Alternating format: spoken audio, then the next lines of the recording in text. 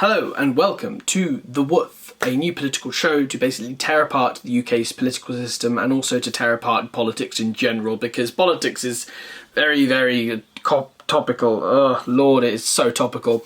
And this show is basically going to fix or suggest ways in which we could fix it, and then how you can go and go and make those changes. This is going to be a little bit like InfoWars, but without being racist, xenophobic, horrible, nasty, polarising in any way, or be like, I'm not going to be like Alex Jones, that's dumb. More might not be better. There's the French Nobel Prize winner, COVID-19 made in lab. My name's Henry Scott, I'm 18 years old, currently doing my A-levels during COVID, and also I stood as the independent candidate for in the 2019 general election for Leighton and Wanstead, and welcome to The Woof. It is now almost 2 months since the people who... And we will get that drop out. Order, Prime Minister, please. Please, forgive me, interrupting. So today I want to go into the UK government's coronavirus response, and also that speech of just pure waffle. I thought it was my English coursework, I'm not going to lie, it was just horrible. Boris's speechwriter. But do you know what I also loved about it was the fact that at the very start they were like, you know, we our worst possible case scenario was 100,000 deaths. Is that they had to put that in there at the very beginning, so that, like, seriously, they had to put that in the very beginning so that they could say, look, only 40,000 people have died.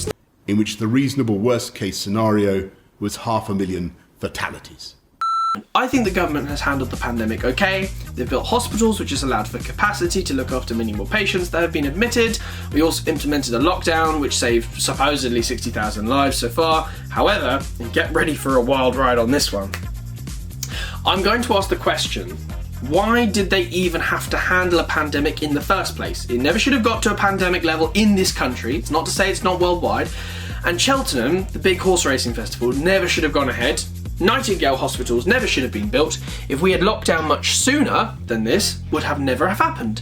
Prevention is always better than cure. They say it on NHS posters, and that is why the government has failed to protect this country from coronavirus in the first place. Again, handled okay, but why should it have been handled anyway? And moving on, before I go into a very big tyrannical rage about how I think things should be done differently, I will never be able to change because it's called the past, so there's no point in dwelling on it and getting upset. Let's move on to Boris Johnson's new lockdown speech again, and I'm going to simplify it for you because if you move past the waffle and the fact that he's using PowerPoint from 2005, basically we can actually do pretty much just the same as we could before, but now the Stay Alert slogan is a way to mitigate the blame from the government if there's a new spike in case. And I understand that's like a bit mean and people are going to be like, but you argue about it on Twitter, I couldn't give a crap. And the first step is a change of emphasis that we hope that people will act on this week. We said that you should work from home if you can and only go to work if you must.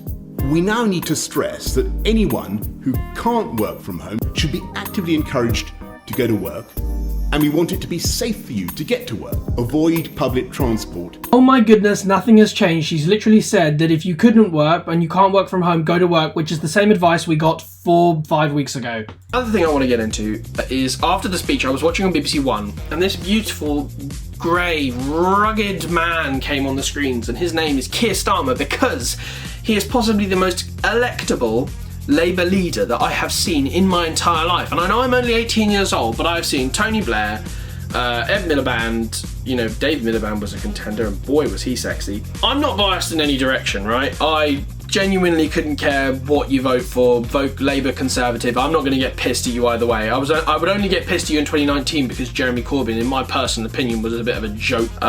Just so much waffle and sway. The next election, don't bet on anyone winning surefire now, because if you do, you probably will lose money. You might get lucky, but it's just too much to leave it. And I thought that the polling was a pretty good indicator last time with the 80+ majority, and everyone was like, Twitter's won it!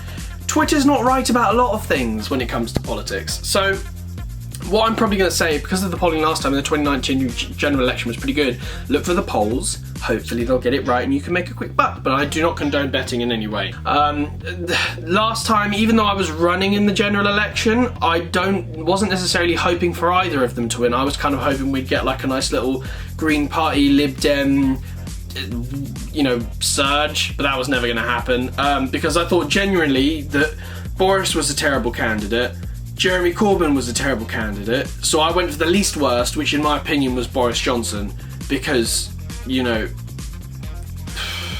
God. But what I'm really looking forward to round up the end of the podcast today, because we're at the 5-minute mark, is that I cannot wait until the 2024 election, because Labour is hopefully going to release a manifesto that is convincing of the fact that Labour can get elected as a government and govern. Tony Blair, in my opinion, would have been the greatest Prime Minister ever if you ignore the war crap. So, there you go. If you ignore all the war crap, he was great. He poured money into education. It was brilliant. So this is the end of the video. I don't know if you've enjoyed any of that, and I don't really know if you've listened to any of that. I'll look at the analytics and be disappointed in all of you later. But the point is, I'm going to leave a poll at the end of this video. Please vote on it. The question is to you, please vote. Are you willing to pay more tax for a better service from the NHS? And that is going to be next week's or tomorrow's topic. I haven't decided the frequency of these videos, probably like every 3 days, but see you later.